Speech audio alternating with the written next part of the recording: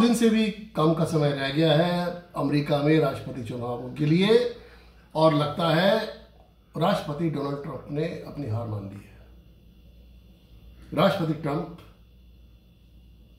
अपनी ऊल जलूल टिप्पणियों के लिए, अपने ऊल जलूल फैसलों के लिए जाने जाते रहे हैं और उनका कोई सानी में नहीं है ऊल जलूल पॉलिटिक्स में खेलने के लिए। कुछ नमूने पेश करता हूं आपके सामने मेरे दोस्तों। मैं राजीव शर्मा। आज डोनाल्ड ट्रंप ने एक ट्वीट करा जिसमें उन्होंने कहा कि अमेरिका के जो प्रेसिडेंशियल चुनाव है, राष्ट्रपति चुनाव है जो नवंबर में होने हैं, उनको मुलतवी किया जाए, उनको पोस्टपोन किया जाए कोरोना वायरस के चलते हुए। और जो अंग्रेजी का ट्वीट है वो आपको सामने पढ़ देता हूं उनका।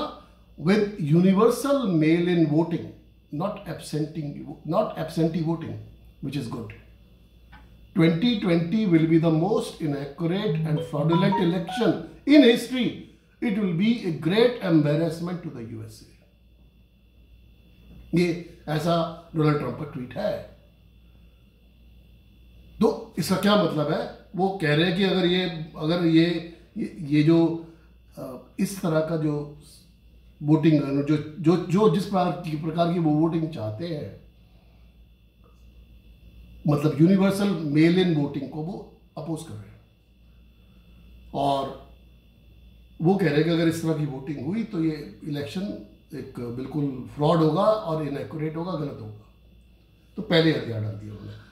और अमेरिका के जो इलेक्शन कमिश्नर हैं उन्होंने उसको स्टेटमेंट को सिरे से नकार दिया। ये कह दिया कि डोनाल्ड ट्रंप की पावर ही नहीं है इसको इलेक्शन को डिले करने की। और ये तो तब हो रही है, एक तो ये हालात अमेरिका में, उन्होंने कोरोना वायरस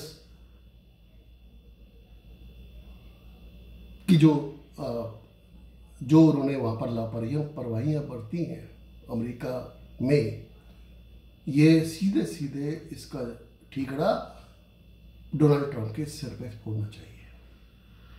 उसकी वजह से ही आज अमेरिका नंबर 1 है कोरोना वायरस वर्ल्ड टेबल में।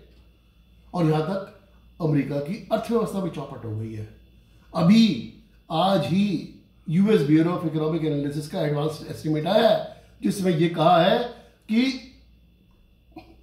अमेरिका की जो अर्थव्यवस्था है वो 32.2% के हिसाब से सेकंड क्वार्टर में नीचे गिरी है, सेकंड क्वार्टर 2020 के।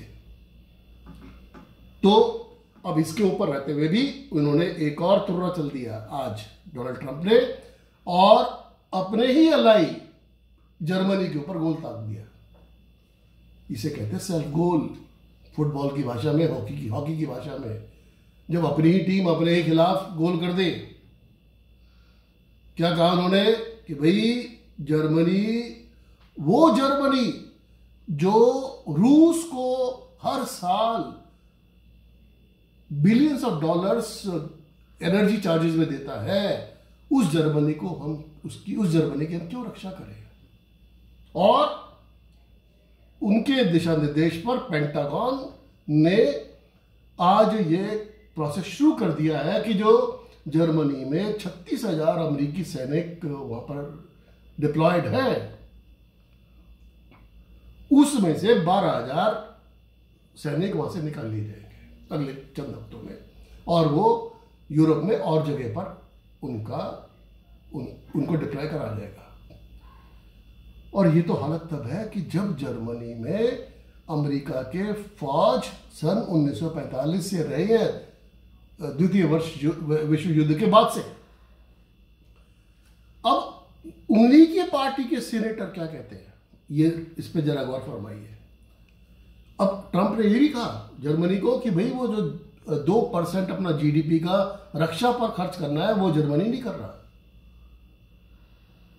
अरे तो ये सारी बातें ऐसे पब्लिक प्लेटफॉर्म पे करने के लिए होती हैं क्या? और उन्हीं के पार्टी रिपब्लिकन के एक सेनेटर ने, तो मिट रोमनी उनका नाम है, और उन्होंने कह दिया ये जो उनका जो प्लान है ये बहुत बड़ी भूल है और रशिया को एक तोहफा है। और डेमोक्रेट जो पार्टी के जो सेनेटर है बॉब मेनेडिट्स, उन्होंने कहा कि सीनेट को इसकी इस लेजिस्लेशन को ब्लॉक करना चाहिए, और क्योंकि इसकी वजह से अमेरिका के जो अभी तक प्रयास रहे हैं रशिया को यानी रूस को काउंटर करने में ईस्टर्न यूरोप में उसको धक्का लगेगा। और जर्मनी जैसे स्ट्रांग एलाई, जैसे उनके स्ट्रांग दोस्त, वहां की अब चांसलर एंजेला मर्केल वो खुद कहती हैं कि भाई यूरोपियन यूनियन को अब जो है समय आ गया है, उनको एक अपना ही एक नया मल्टीलेटरल अलायंस, बहुपक्षीय एक संगठन बनाना पड़ेगा, क्योंकि अब अमेरिका से मदद की अपेक्षा नहीं की जा सकती। तो ये तो हालात है। डोनाल्ड ट्रंप ने अमेरिका की जो एक ट्रांजैक्शनल प्रेसिडेंट की छवि है उनकी, सीईओ प्रेसिडेंट, मतलब फॉरेन पॉलिसी कैसे नहीं करनी, ये कोई सीखे तो डोनाल्ड ट्रंप से सीखे।